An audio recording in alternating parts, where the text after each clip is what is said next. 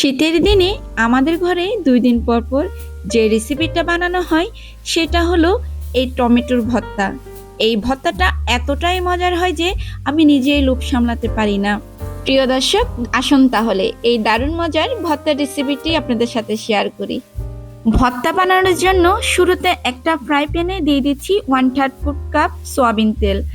আর তেলটা হালকা গরম করে তেলের উপর দিয়ে দিচ্ছি 10 থেকে 11টা শুকনো মরিচ।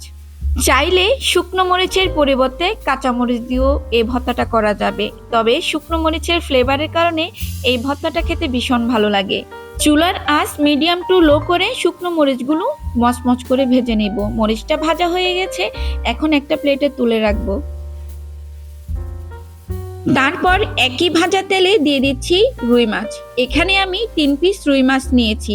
চাইলে তেলাপিয়া অথবা পাঙ্গাস মাছ দিয়েও এই ভর্তাটা করা যাবে। মাছটা আমি খুব ভালো করে ভেজে নিচ্ছি। এমনভাবে ভাজতে হবে আমরা যেভাবে ভাতের সাথে ভাজা মাছ খাই ঠিক সেভাবেই ভেজে নিতে হবে। এই পর্যায়ে হচ্ছে দিয়ে দিচ্ছি টমেটো। এখানে ছোট সাইজের 6টা ফ্রেশ পাকা টমেটো কেটে নিয়েছি। এবার মাছের সাথে টমেটোটাকে খুব ভালোভাবে ভেজে নেব। মাছটাকে একটু ভেঙে দিচ্ছি, এতে করে আমার কাছে কাটা বাছতে অনেকটাই সুবিধার মনে হয়। আপনি চাইলে আস্ত মাছের ফিসটাও রেখে দিতে পারেন, পরবর্তীতে আপনি আপনার সুবিধা মতো কাটা বেছে নেবেন। তারপর টমেটো যখন একটু সিদ্ধ হয়ে আসবে তখন কাঠির সাহায্যে টমেটোগুলোকে পেস্ট করে দিব। এতে করে টমেটোর মাঝে যে পানি থাকবে পানিটা বের হয়ে আসবে, আর ভেজে পানিটাকে শুকিয়ে নিব। টমেটো ভাজার সময় অবশ্যই আমি যে প্রসেসটা ফলো করেছি এই প্রসেসটা ফলো করবেন, এতে করে টমেটোর ভর্তা খেতে কিন্তু ভীষণ ভালো লাগবে। অনেক সময় দেখা যায় টমেটোর ভর্তা ফানসে টাইপের লাগে, আপনি যদি এভাবে ভেঙে পানিটা শুকিয়ে নেন তাহলে আর ফানসে টাইপের লাগবে না। টমেটোটা ভাজা হয়ে গেছে, এ পর্যায়ে চুলা থেকে নামিয়ে নিব। তো এখন ভর্তা করতে চলে আসলাম। প্রথমে আমি ভাজা শুকনা মরিচটাকে ভেঙে নিচ্ছি, খুব মিহি করে ভেঙে নিতে হবে।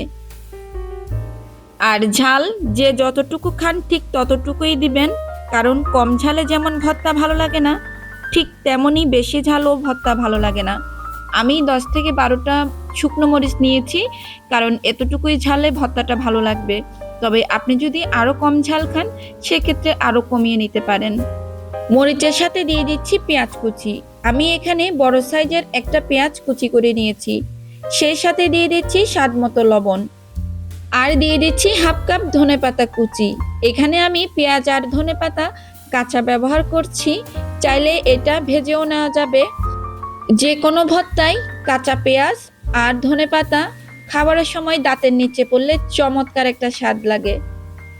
দিয়ে দিচ্ছি 1 টেবিল চামচ সর্ষের তেল। তেলটার কারণে খেতে কিন্তু ভর্তাটা অনেক ভালো লাগবে। এখন আবারও মেখে নিচ্ছি। এবার মাছ থেকে কাঁটাটা বেছে ফেলে দিচ্ছি। আমার কাছে এভাবে কাঁটাটা বাছতে সুবিধা হয়, তাই মাছটা আগে থেকে ভেঙে রেখেছি। মাছের কাঁটা বাছা হয়ে গেছে, এখন সবকিছু একসাথে মিশিয়ে ভর্তা করে নিব। এবার পেঁয়াজের সাথে মাছ আর ধনেপাতা মিশিয়ে নিব। এই ভর্তাটা খেতে আসলেই ভীষণ মজার। আমার মতো যাদের মাঝে মাঝে মুখের রুচি চলে যায়, ভাত খেতে পারেন না, চাইলে আপনারা এভাবে ভর্তা করে খেতে পারেন আমার মতো করে। আমার যখন কিছু খেতে ইচ্ছে করে না আমি এই ভর্তাটা করে খাই। সময়ের উপযোগী এই ভর্তাটা আসলেই ভীষণ মজার। এই শীতের সময়ে এই ভর্তাটা অবশ্যই করে খাবেন, ইনশাল্লাহ আপনার কাছেও অনেক ভালো লাগবে। আশা করছি আজকের রেসিপি আপনাদের ভালো লেগেছে। যদি ভালো লাগে লাইক, কমেন্ট অ্যান্ড শেয়ার করতে ভুলবেন না। সেই সাথে আমার চ্যানেলটি সাবস্ক্রাইব করে পাশে থাকবেন। আজকের মতো বিদায় নিচ্ছি, আল্লাহ হাফেজ।